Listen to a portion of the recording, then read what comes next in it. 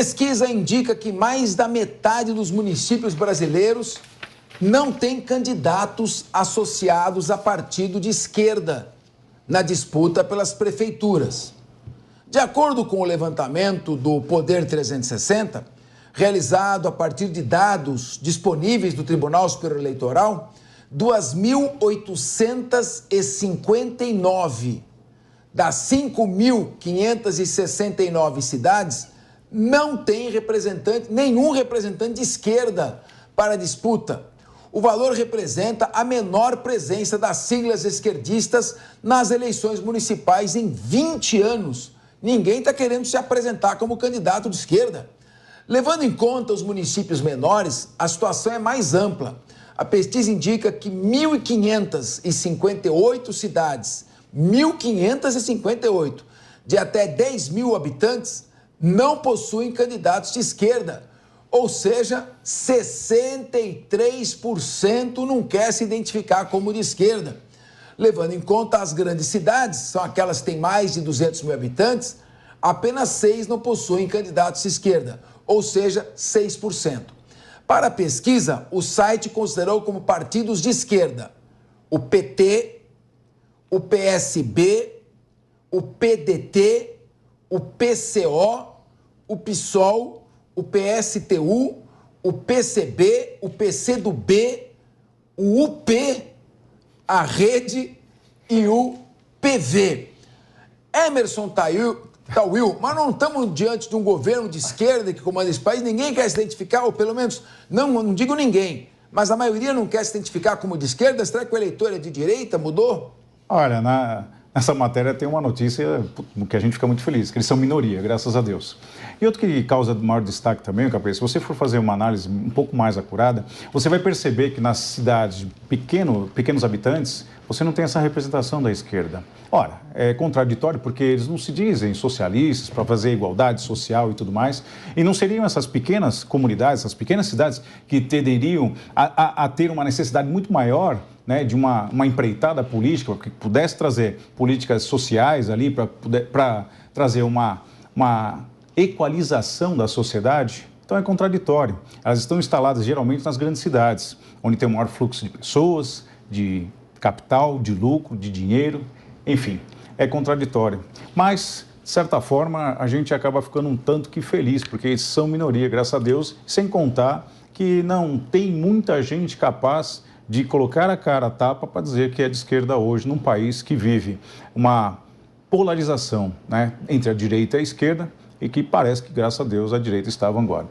Agora, essa questão de Durso é de esquerda e de direita, está muito centrada hoje na questão econômica. Os partidos de esquerda são aqueles que querem a centralização da economia, o Estado forte, a estatização das empresas, são contra a privatização, não se importam com o déficit fiscal, tem uma opção para o social, mas não há nenhuma preocupação com o equilíbrio fiscal. E a direita é mais voltada a privatizações, parcerias público-privadas, estimular a liberdade, a livre iniciativa, fazer com que o sujeito possa se desenvolver. Então, fica nesse campo direita e esquerda. Quando fala extrema-direita, extrema-esquerda, extrema-direita e extrema-esquerda é quem usa de violência. O resto é um debate mais na pauta mais conservadora ou não de costumes. Como é que você vê esta polarização entre direita e esquerda? Bom, Capês, com relação à pesquisa em si, eu vejo que isso tem duas razões, do meu ponto de vista. Primeira razão, muito bem apontada pelo Emerson, que é essa polarização. Então, o candidato sai na cidade pequena, ele prefere falar que ele não está em nenhum dos lados.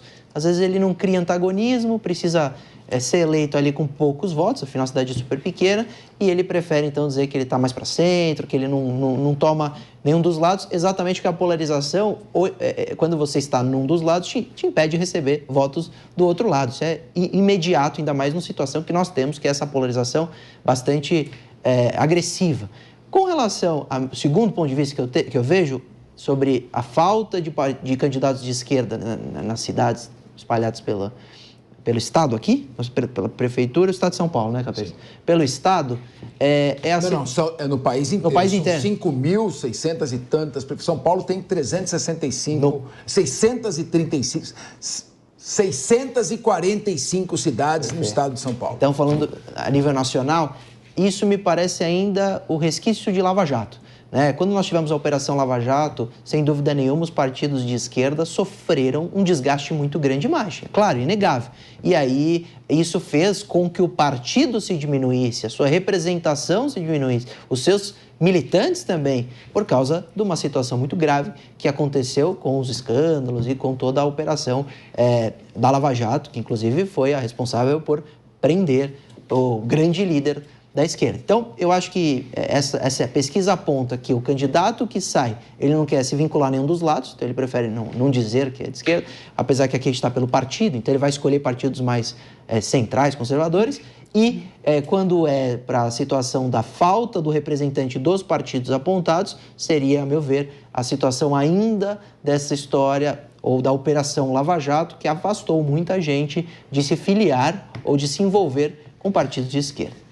Mas o Diogo da Luz, seguinte, o Durso colocou, aliás, competente advogado, o Durso está sempre brilhando aqui no Pânico e está dando uma colherzinha de chá para nós também, venha sempre Obrigado. aqui. Mas só que tem uma coisa, na última eleição, por exemplo, nos governadores do estado, quem ficou nessa nem direita, nem esquerda, não se elegeu. É verdade. Então, a neutralidade também no país parece que não é o caminho, porque você tem que ser amado por uns e odiado por outros. Se você não é odiado por um, você não vai ser amado pelos outros. Aí você fica morno, né? Nem quente, nem frio. Como você vê essa questão? Os candidatos estão mesmo se escondendo ou parece que estão se escondendo da esquerda? Eu acho que não estão só escondendo, não. Questão de tamanho de cidades, Cabeça. As capitais, as grandes cidades, e até as médias grandes, são mais politizadas, mais ideologizadas. Eu me lembro muito bem, a coisa de uns 6 anos atrás, quando se falava muito na importância de criar a escola sem partido, se seria correto ou não seria, eu ia participar de um debate para discutir justamente esse assunto. E fui buscar em diversas cidades do estado de São Paulo as diferenças que havia nas suas escolas. E me chamou muito a atenção. Nenhuma cidade com menos de 30 mil habitantes sabiam, as pessoas da Secretaria de Ensino sabiam o que queria dizer escola sem partido, o que queria ser ideologização nas escolas. Isso que é muito grande nas cidades grandes. Essa é uma diferença. Nas cidades pequenas e médias, as pessoas estão preocupadas com o prefeito que seja um bom administrador, que cuide das ruas das cidades. As cidades com 10 mil habitantes ou menos, elas têm normalmente 10 ruas num sentido e 20 ou 30 no outro sentido e nada mais. Precisam ser cuidadas, cuidar da limpeza, cuidar da escola. Às vezes é 1 ou 2 escolas, onde o próprio pessoal da cidade que cuida da escola. Então, eu acho que essa é a diferença muito grande e por isso o número tão grande de candidaturas sem esquerda. E, na verdade, não dá para dizer que sejam de direita, são administradores. Acredito, inclusive, que seria um excelente momento para pararmos e repensarmos se faz sentido obrigarmos os candidatos a prefeito e a vereadores estarem em partidos políticos com ideologias embutidas, porque eles têm que escolher um partido onde lhes dão algum espaço, sempre criando exigências, muitas vezes desconfortáveis, porque eles são obrigados para serem candidatos. E, no fundo, a gente vê PT com PL, PSB com PP, uma mistura total, porque é apenas uma legenda onde ele consiga se encaixar. Maria de Carli, você é uma reconhecida cientista política. Então eu vou aproveitar que você está aqui na mesa, nos honrando aí com a sua presença, para te submeter um raciocínio que eu queria que você analisasse. Ok. Na França, por exemplo, chamam a direita de extrema-direita. Quando a direita na França defende que o país pare de explorar os países africanos, que até hoje os trata como colônias, para dar condições às pessoas para ali se instalarem e não migrarem para a França e viverem ali como subcidadãos. Então, a direita que está fazendo isso é chamada de extrema-direita, como se fosse algo maligno. E aí também a gente vê dizer que o fascismo é um movimento de direita. E aí eu fui estudar bastante, pesquisar isso, e eu vi que a origem da expressão do termo fascista são os sindicatos socialistas neorrevolucionários da Itália, que eram os maiores sindicatos da Europa, com 4 milhões de sindicatos, que eram os fatis. E quem integrava eles eram os fatistes. E aí também, aprofundando os estudos, a gente verificou que, por exemplo, grandes socialistas franceses, como Gustave Le Bon, Georges Sorel, adaptaram aquele marxismo mais infantil, utópico do Karl Marx, para o discurso de manipulação das massas. E o Mussolini se aproveitou disso. Então, pode ver que o Mussolini, ele, embora se colocasse como um anticomunista, ele foi influenciado todo, moldado pela esquerda. Então, os movimentos de esquerda são movimentos fascistas. Você vê o que está fazendo o Nicolás Maduro? Sim. Não vou chamar isso de fascismo. Então, eu queria que... Como é que essa questão de direita e esquerda... O que é direita hoje e o que é esquerda? Eu já não sei, estou confuso. Veja, é excelente o que você falou sobre as origens do fascismo, de fato, bem explicado. Acho que não tenho nada a acrescentar ao que você disse. Eu acho que hoje a gente vive um momento de disruptura política internacional e nacional, onde tudo virou meio que de ponta cabeça. A gente vê a extrema-direita em ascensão na França, com a Marine Le Pen, que inclusive hoje é chamada de ultradireita. Cada um desses países possui uma característica específica para o que é chamado de extrema-direita. Então, na França agora é ultradireita, na Itália com a Giorgia Meloni é um outro tipo de direita. Todos esses caracterizados dentro dessa esfera mais extrema, né, desse espectro mais extremo, porque, na verdade, a gente está vivendo um cenário de extrema polarização, extrema mesmo, onde você tem uma direita que se reinventou globalmente. A gente vê, inclusive, eu até queria falar dessa pesquisa aqui e pegar o gancho no que você disse, Capês, referente à economia, né? Porque antes, até o 2010, a economia era o que definia o que era esquerda e direita. Se você era a favor de um Estado mais intervencionista, você era de esquerda. Se você era a favor mais de um Estado liberal, do laissez-faire, você era de direita. Hoje em dia, não mais. Esse tipo de posicionamento não é só econômico, ele transbordou para outros setores.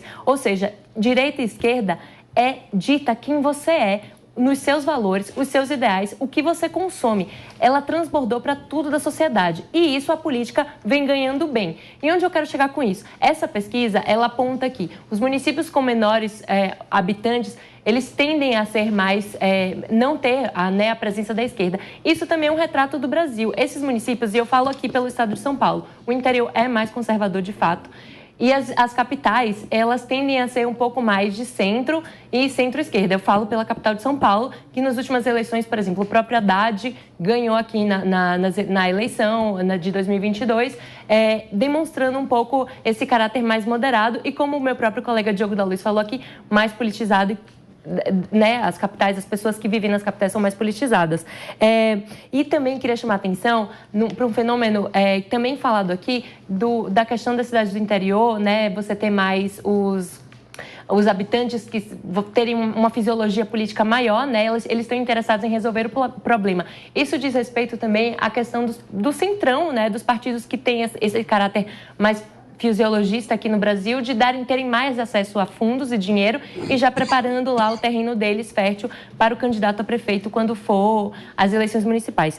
Mas eu acredito também que essa ascensão da direita se dá ao fato da direita ter encontrado um rebranding de marketing político, né? Ela vem ganhando muita ascensão internacionalmente e nacionalmente. Pode traduzir o rebranding para... Rebranding eles se reinventaram na maneira que eles se comunicam com o público. Eles estão, de fato, a direita se tornou sexy. Ela conseguiu captar bem esse novo eleitorado das redes, ela conseguiu trazer essa mensagem instantânea da resolução dos problemas. Ele capta muito bem essa comunicação com o novo eleitorado digital. Então, acho que também é um dos fatores que estamos vendo essa ascensão. Os termos extremos, usar a palavra extremo, a gente até falou disso aqui mais vezes, tem um certo quê pejorativo, sim, porque, de fato, a mensagem contra a imigração, fere o que a esquerda fala da defesa dos direitos humanos. Então, tem um quê mais pejorativo. Mas também foi dito aqui que a esquerda perdeu muito com a questão do Lava Jato. E a esquerda não está sabendo se reinventar nessa nova comunicação digital. Eles não conseguem furar a bolha do sucesso, do apelo de comunicação política. Então, acho que é devido a esse fato. E a direita, quando chega ao poder, parece que não sabe se manter. Agora, eu queria propor aqui, dentro dessa pauta ainda, discussão, vou começar aqui com o Emerson Tawil. A Maria de Carli colocou bem nessa questão da polarização. Mas se nós vivemos uma polarização, por que nós temos 29 partidos políticos? Você, telespectador, você ouvinte, consegue imaginar 29 ideologias diferentes? 29 propostas diferentes de economia? 29 visões mais progressistas ou conservadoras? Ou esse pluripartidarismo está virando simplesmente um grande negócio? Então, eu quero aqui, em primeiro lugar, abordar essa questão e perguntar aqui, começando pelo Emerson Tawil, por que uma pessoa que se identifica de esquerda, ele apoia, por exemplo, uma pauta de ideologia de gênero nas escolas, principalmente escolas de ensino fundamental, e é contra as escolas cívico-militares, onde tem uma disciplina, se procura incutir o sentimento de civilidade, de respeito à pátria. Por que essa dicotomia? Por que o candidato de direita é o contrário? Vamos tentar decifrar esse enigma? Na verdade, Capês, eu acho que se criaram muitos clichês, né? E o paradigma é esse, você fala assim, eu sou de direita, porque aí você acaba atingindo um determinado público, a partir dali você faz suas narrativas e você segue rumo ao sucesso, podemos dizer assim. Mas, na verdade, na prática, acaba não funcionando, né? É um ou outro que acaba se depontando realmente como um perfil um pouco mais acentuado, característica mesmo de direita ou de esquerda, e isso, sem dúvida, o número de partidos se faz por conta do balcão de negócios. Não tem outra alternativa senão essa. Dado exemplo do próprio Congresso Nacional. Para o presidente da República conseguir aprovar um projeto, por exemplo, ele tem que sentar e negociar com o Congresso. Caso contrário, muitas das vezes está fadado a não ter sucesso.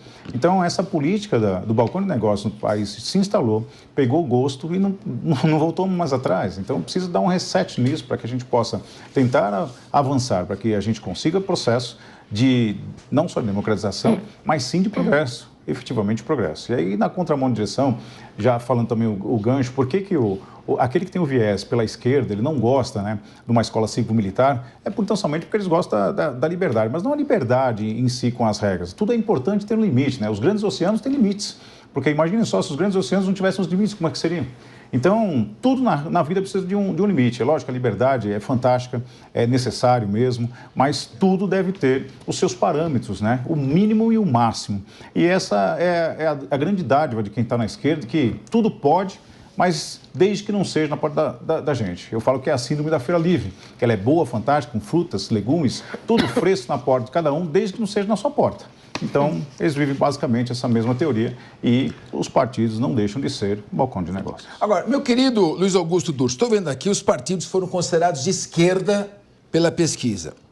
PT, PSB, PDT, PCO, PSOL, PSTU, olha quanto, PCB, PCdoB, UP, Rede e PV. Quantas ideologias de esquerda diferentes, não?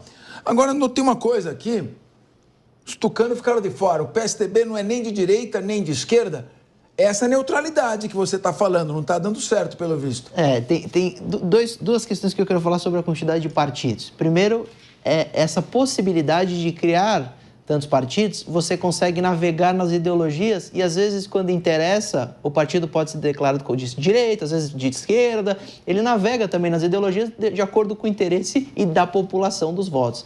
Segunda coisa, até para criar uma confusão. Tem tanto partido que a população nem sabe quais são. Se eu parar hoje na rua, aqui na Avenida Paulista, e questionar quais são os partidos de direita e quais são os de esquerda, eu tenho certeza que muita gente não vai saber dizer todos eles, muito menos quais são os de esquerda e de direita. E isso também gera uma confusão enorme para o eleitor decidir votar ou até ter algum tipo de identificação. Mas, para mim, quem deu luz ao debate hoje foi o Diogo. Diogo deu luz à situação de que, para nós termos uma evolução nesse cenário, a gente precisa começar a fechar partido, definir o que cada partido quer de ideologia e permitir que a campanha seja independente. Permitir que o candidato possa sair sem ter que se filiar a um partido, porque a partir do momento que ele se filia, o Diego tem toda a razão, ele precisa às vezes escolher um partido que ele nem gosta, que ele nem quer fazer parte, que ele nem concorda com a ideologia, ele sofre a retaliação pelos membros do partido. Primeira coisa que você vê em debate político é falar, o que o presidente do seu partido falou, olha a operação que tal membro do seu partido está envolvido. Isso tem um desgaste ao candidato que às vezes não tem nada a ver com o partido, nem quer e foi obrigado a escolher um para sair candidato. Então, eu acho que o Diogo tem toda a razão e que o Emerson também, quando critica o Capês, a quantidade absurda de partidos que nós temos nesse país. Agora, Diogo, custo financeiro para a população, para os contribuintes, da manutenção desses 29 partidos, principalmente aqueles maiores, está bancando jatinho para presidente de partido, uma série de mordomias. Isso aí, o que isso está revertendo para a sociedade? Quer dizer, quais são o retorno que dá esse número exacerbado de partidos políticos? Claro que a Constituição Cidadã veio depois de um período de exceção, um período autoritário, ela quis dar ampla amplitude de representação com o pluripartidarismo.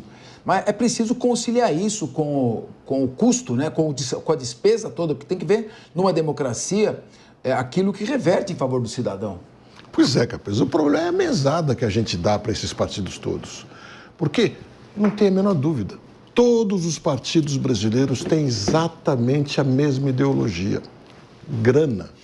Grana e nada mais. Alguns põem uma roupa mais avermelhada, outro mais amarelada, mas no fundo todos estão atrás de grana. Porque, veja, a quantidade de partidos não é problema. Os Estados Unidos têm mais de 90 partidos, só que só 2 aparecem de verdade. Porque lá eles têm que ir atrás do dinheiro, não tem dinheiro público. E você vai em muitos países livres de verdade, onde são democracias de verdade, tem dezenas e dezenas de partidos. E é até bom que haja, porque cada um se coloca no seu canto. Agora, se a gente tirar o fundo eleitoral, o fundo partidário, o tempo gratuito de televisão, que é gratuito para eles, porque nós pagamos de alguma maneira isso aí, e tirarmos as emendas parlamentares, aí poderão ter 250 partidos e não vai fazer diferença nenhuma para nós. Nós vamos dar atenção para 2, 3, 4 ou 5 no máximo. A ideologia deles é dinheiro, não tenha dúvida nenhuma que é isso.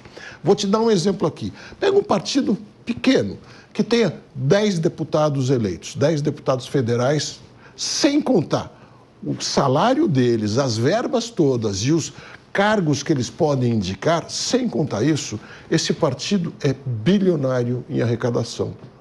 Pense, quantas empresas que empregam muita gente, você conhece, que faturam R$1 bilhão por ano. Um partido que tenha 10 deputados ganha isso de mesada para atrapalhar a nossa vida. É, complicado. Maria De Carli.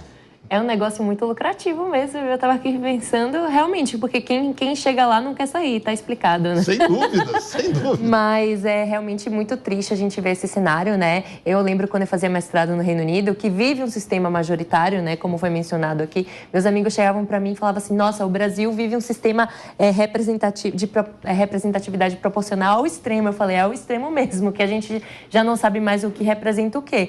É um espectro muito amplo e hoje em dia, né, a gente vê que até no Brasil a gente vê esse cenário, a questão da polarização, trazer mais ideologia ao debate, mas ainda fica aquém do que acontece de fato nos bastidores de negociação em Brasília, como foi dito aqui em uma bancada de negócios. Você sabe que o grande inimigo do fascismo nunca foi o comunismo, que era uma rivalidade de marxistas, né? O marxismo leninista, o marxismo stalinista contra o marxismo fascista. Então, eu queria que você, que fez no Reino Unido, vamos proporcionar aqui para o nosso telespectador. Está pronto esse trechinho da obra de Benito Mussolini? Olha lá. Já que o século XIX foi o século do individualismo, que é o liberalismo, né? Ele identificava o liberalismo como o individualismo, que é a livre iniciativa. Pode-se esperar que este será o século do coletivismo e, portanto, o século do Estado. Então, toda essa visão centralizadora do Estado é uma visão fascista, porque o grande antagonismo do fascismo é a livre iniciativa, a propriedade privada, o liberalismo. E é isso que talvez não esteja muito claro nessa disputa entre direita e esquerda, né? O que é, o que não é, não é? Eu acho que fica muito uma vulgarização do significado, né? De fato, do que significa. A gente usa, hoje em dia, os significados dessas palavras a roda e adoidado, sem saber a essência delas e muitos políticos usam essas nomenclaturas para ter ganhos políticos, né? Que são nomenclaturas mais pejorativas e eles usam a roda e a doidado para terem os ganhos políticos. Acho que é importante destacar a essência e o significado de cada uma dessas nomenclaturas que estão aí soltas nas redes sociais, fascismo, nazismo, o que é, o que significa. E sai da boca das pessoas, fascista, não sabe nem o que está falando. Não é isso, Diogo? Exatamente. Eu acho que essa fala do Mussolini define claramente qual que é a diferença entre esquerda e direita. Muito mais do que essas maquiagens e roupagens que estão inventando, que seria por entender melhor esta ou aquela classe de pessoas. Não, é o que ele fala. O século, falando isso, ele falou em 1930, este será o século do coletivismo. Essa é a diferença, coletivismo versus individualismo. Oh, mas que horror, o individualismo faz mal. É assim que cresce o discurso de esquerda, dizendo coletivismo é fundamental, é importante. Temos que pensar em todos, todos por um por todos, na verdade, e temos que arrecadar dinheiro de todo mundo para cuidar de todos. E assim o Estado fica grande, como disse o Mussolini. O coletivismo faz o Estado ficar grande. É fascismo, é nazismo, é comunismo, todos são coletivistas, ou seja, de esquerda. Querem que o Estado tire o máximo possível de dinheiro das pessoas, controle o máximo possível quais empresas poderão existir, porque não pense que o comunismo pleno não tenha empresas. A União Soviética sempre teve grandes empresários nas custas do governo e protegidos pelos governos. As fábricas de aviões, empresas de petróleo, como tem em Cuba também, a gente não percebe. A diferença é que são empresas protegidas pelo governo porque não deixam outras concorrer.